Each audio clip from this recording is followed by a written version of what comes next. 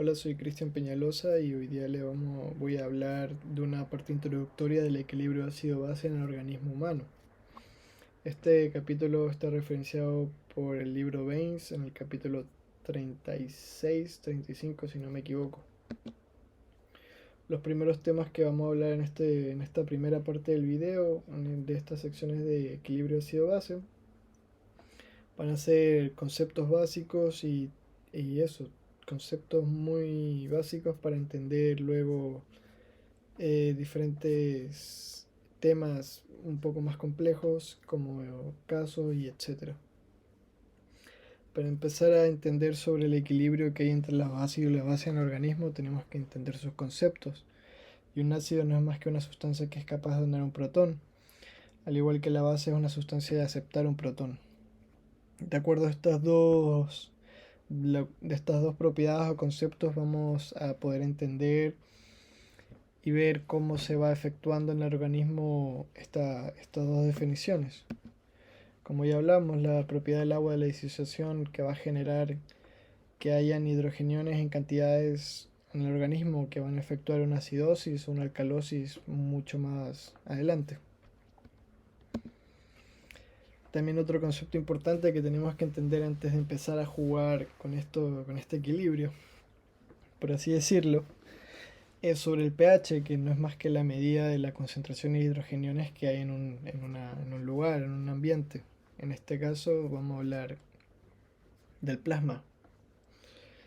sanguíneo. Bueno, el organismo, bueno, como ya yo creo que esto ya se sabe, que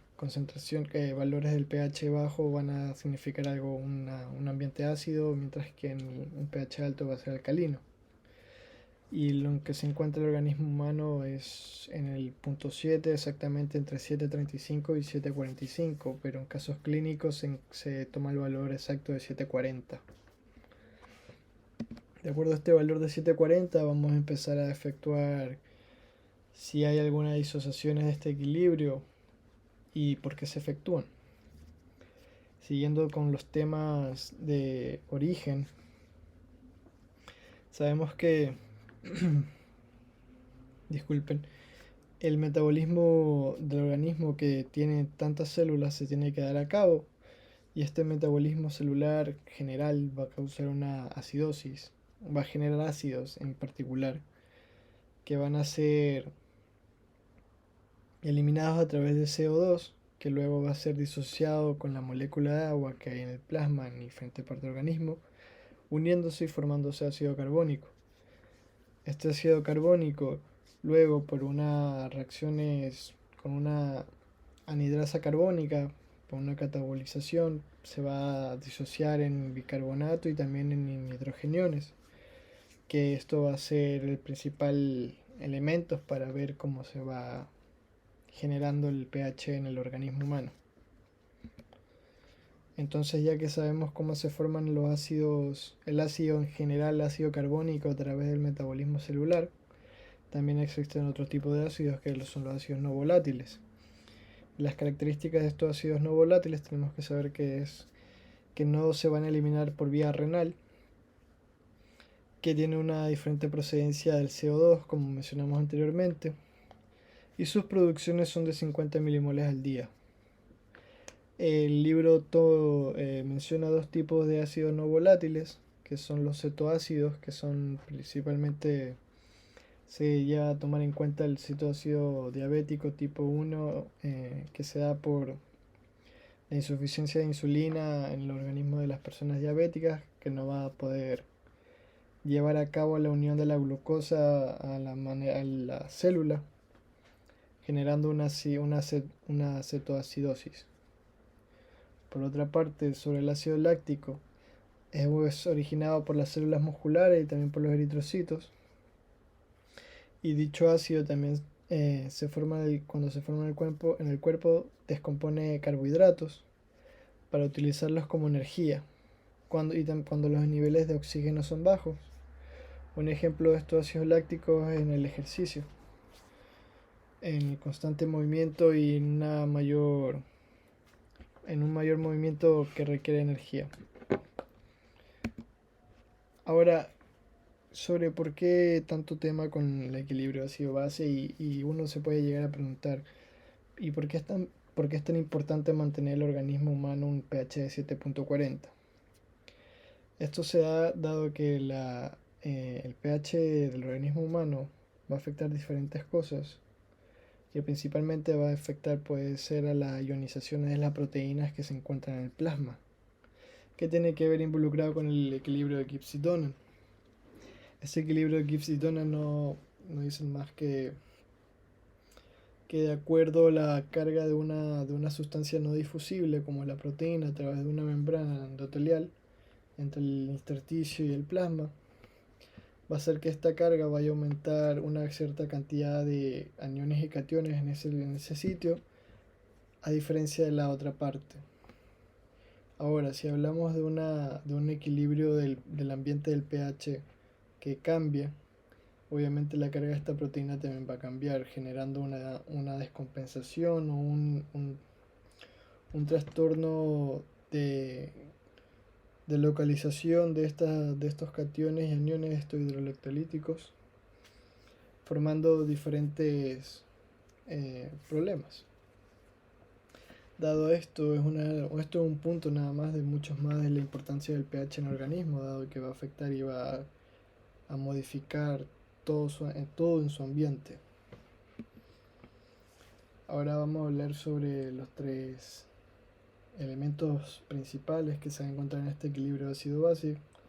que se va a dar dado por el pulmón, por las células eritrosales, hematíes, y también por el sistema renal, o también está involucrado en sí la parte metabólica, que se le dice generalmente. Respecto a la parte respiratoria de los pulmones, sabemos que los pulmones van a hacer intercambio de CO2 a través de oxígeno, y recuerden que el CO2 va a ser un componente importante para formar ácidos. Por otra parte, la célula hematíes van a hacer que vayan a transportar estos hidrogeniones en diferentes formas para llevarlos a los pulmones y ser eliminados a través de CO2, por la hemoglobina, o también unidos a diferentes componentes amortiguadores como el bicarbonato. Por último tenemos la parte renal, que en el sistema renal, a través de la nefrona, que es el sistema funcional del riñón, en sus diferentes partes de sus túbulos que se encuentran en el tubo contorneado proximal, se va a dar una reabsorción del bicarbonato, y también en la parte del contorneado distal se va a dar una generación, una síntesis de bicarbonato y una excreción de hidrogeniones, provocando así también una regulación de este equilibrio. Luego más adelante vamos a hablar sobre diferentes tipos de acidosis y alcalosis que se pueden dar de acuerdo a problemas en estos dos elementos principales que tenemos, que puede generar diferentes problemas al organismo. Aquí hay un esquema de cómo funciona lo que acabo de mencionar a través de las células de los tejidos, que van a van a eliminar CO2 a través del metabolismo, y este metabolismo se va a unir al agua formando ácido carbónico, que luego se va a disociar formando bicarbonato y hidrogeniones. Este hidrogenión se va a unir a la hemoglobina en el eritrocito y va a ser transportado hasta los pulmones. Por otra parte, el bicarbonato va a seguir por el plasma y a veces llega hasta los túbulos renales, en donde va a ser vuelta a ser reabsorbido, mientras que los hidrogeniones, que también están en el plasma, pueden llegar a ser eliminados por los túbulos distales de la nefrona. Luego, una vez que lleguen el bicarbonato y los hidrogeniones de nuevo a los pulmones, su conversión va a ser regresada gracias a la catabolización de la anhidrasa carbónica, que es una enzima especializada en la conversión de hidrogeniones y de bicarbonato para formar de nuevo ácido carbónico, que luego va a ser excretado e intercambiado el CO2 por el oxígeno y también por el agua, como ya hablamos en diferentes propiedades bioquímicas del agua en otros capítulos anteriores. Entonces, una vez ya entendido cómo funciona un poco la regulación o el camino el camino normal que llevan estos hidrogeniones, bicarbonato, CO2, a través de su eliminación y su síntesis y sus combinaciones, habrá momentos en donde hayan aumentos de estos hidrogeniones. Y para que no se produzca una acidosis por un aumento de estos ácidos, va a haber un mecanismo de amortiguaciones que se van a unir estos ácidos para, por así decirlo, usando la palabra neutralizarlos.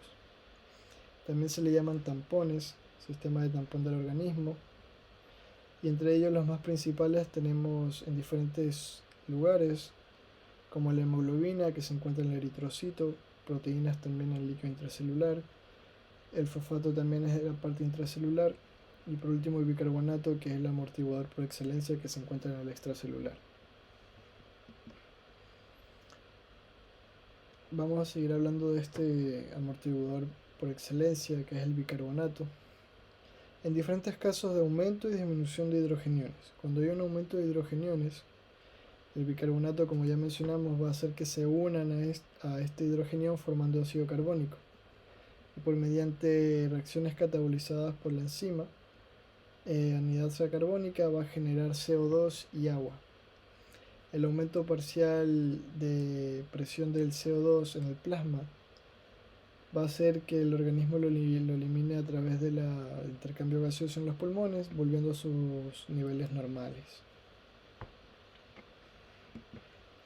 Ahora, ¿qué pasa cuando hay una disminución de estos hidrogeniones? Cuando hay una disminución de los hidrogeniones en el organismo,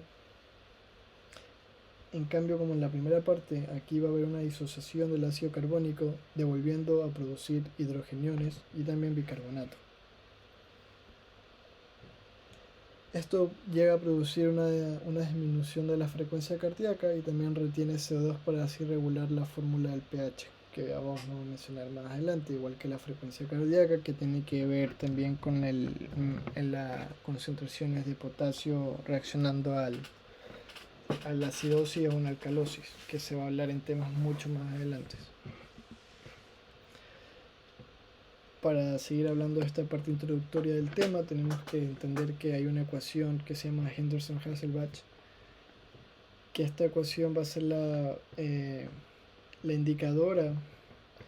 del pH normal que se encuentra en el organismo, y gracias a esta podemos determinar que el pH se da a conocer, el pH regular se da a conocer gracias a las cantidades que se encuentran de bicarbonato y del CO2 en el organismo, dando un resultado de 740. Ahora, el denominador que se encuentra en esta ecuación por parte del PCO2 se va a estar controlado por el componente respiratorio, mientras que el bicarbonato siempre va a estar controlado por la parte metabólica que efectúa los riñones, eritrocitos y así. Entonces tenemos que saber que siempre cuando se habla de bicarbonato, una disminución o un aumento de bicarbonato, tenemos que asociarlo con una parte metabólica, exactamente en la absorción o una mala absorción, depende de la patología de los riñones. Mientras que cuando hablamos de CO2, una presión parcial de CO2 en el plasma, tenemos que asociarlo directamente con la parte respiratoria, que puede llegar a ser una alcalosis respiratoria o una acidosis respiratoria. Y aquí hay un esquema para hacerlo un poco más simple de cómo llegar a asociar los componentes respiratorios y metabólicos a través del bicarbonato y la presión de CO2 para entender cómo funciona el pH en el organismo. Y eso ha sido este video de hoy. Espero que les ayude a entender principalmente un poco la parte de cómo funciona el equilibrio ácido-base y cómo se originan estos ácidos en el organismo y cómo poco a poco se van a ir eliminando, se van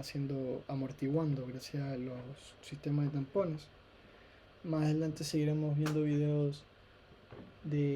los tipos de acidosis y alcalosis y diferentes problemas que se dan en el organismo por este equilibrio ácido-base. Muchas gracias.